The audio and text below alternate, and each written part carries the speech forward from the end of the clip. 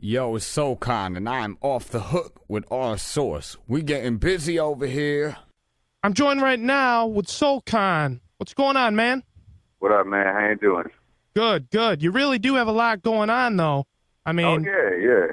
millions of YouTube hits just on your video battles, your battles of your videos, thousands of music videos with your music videos on YouTube, thousands of hits there, acknowledgement of your EP that came out in April.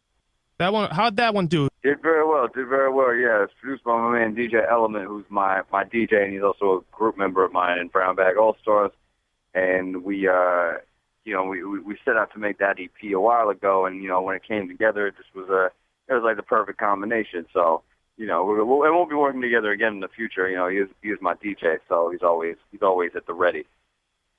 Yeah, and you got major exposure here on some multiple MTV outlets. Yeah, man. I got MTVU, MTV2, and a little promo on MTV.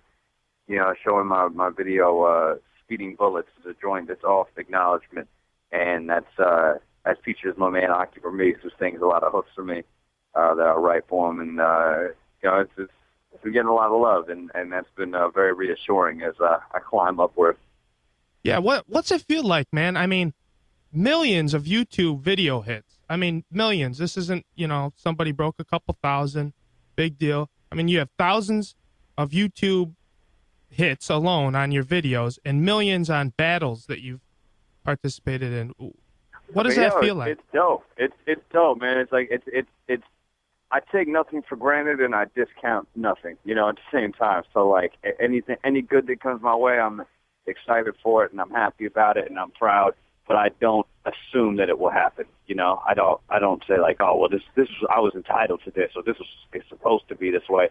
And granted, I'm very committed to being successful, but I'm not trying to, I feel like I would if I assume too much, then I won't get it. Exactly. And even something bigger, coming out this week. The Resolution, the Resolution EP. It's coming out in the next few weeks. You just we pick a specific date.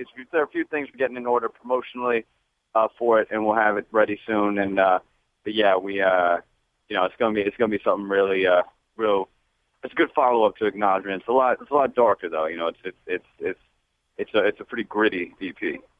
All right, I have to ask you, for the people that don't know, who are some of your musical inspirations, and what made you choose hip hop music? I mean, hip hop kind of chose me.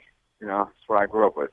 So I don't really have I'm from Los Angeles originally, and hip hop was everywhere. Even then, even though people might want to front on it, hip hop is damn near like almost 40 years old. So hip hop was around then too. I'm 26, so but when I was a little kid, there was still hip hop all over the place. Not just on the radio, but MTV and stuff. And it's some of my music influences though. They include folks like Native Tongues, Wu-Tang, non hip hop stuff. Paul Robeson, Stevie Wonder, Nina Simone, Phil Oakes. Just a bunch of different things. I grew up with a lot of types of music. Yeah, a lot of types, multiple musicians there. I definitely like to hear that. You can tell too what artists are inspired by multiple genres of music. Do you have a goal or anyone in particular you want to collaborate with or do a project with? Not really. I mean, if things happen, they happen, but I want them to happen organically and to happen as they should, and just because that person wants to work with me too. So like I don't know. Like I take things one day at a time and try to get done what I'm working on, and hopefully people like it. That's it. Those are my goals. My goal isn't to work with anyone in particular. My goal is to cater to the fans and satisfy them. Exactly. That's definitely a great attitude to have. Without your fans, I mean, what else do you have? Yeah, exactly. They are me.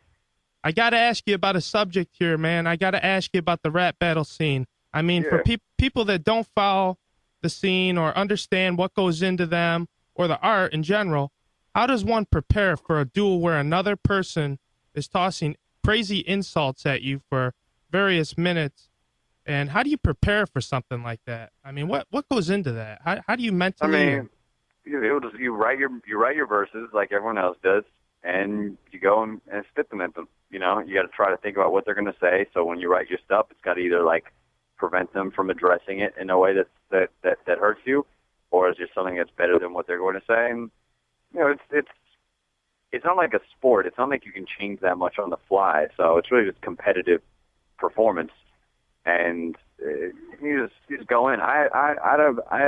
It's not even that thick of a skin. It's just that I realized that it never mattered. Like it wasn't battle rap isn't real. It's theater, you know. So I don't care what anyone said to me in a battle. If you do, you need to, you know, readjust your grip on reality. I mean, sometimes some people say some things are just a little too far, just in general, and they're just not cool in any format. But no one ever said something like that to me where I was like, okay, this is worth fighting over. Because I've heard some really, really crazy things said in some battles. At least maybe I thought so, or the fans. Oh yeah, no, well, I mean, I would have told things like that, but I mean, some other people haven't. Yeah. Speaking of all that, though, it really isn't something new. But like you spoke on the writtens in battles, it's sort of evolved over the years. Instead of just taking a battle like you would a game of pickup on the block, or having an instrumental playing in the background and freestyling on the spot, you know, against your opponent. Now MCs are given the opportunity to prepare the written lines. Can you sort of like speak? You did both. Can you sort of speak a little more on that? Elaborate a little more on? I mean, I think at the end of the day, people want to hear written stuff. I mean, some people still cling to freestyle, but like, you can't ever say that a good freestyle is going to be better than a good written. That's not the way it works, you know?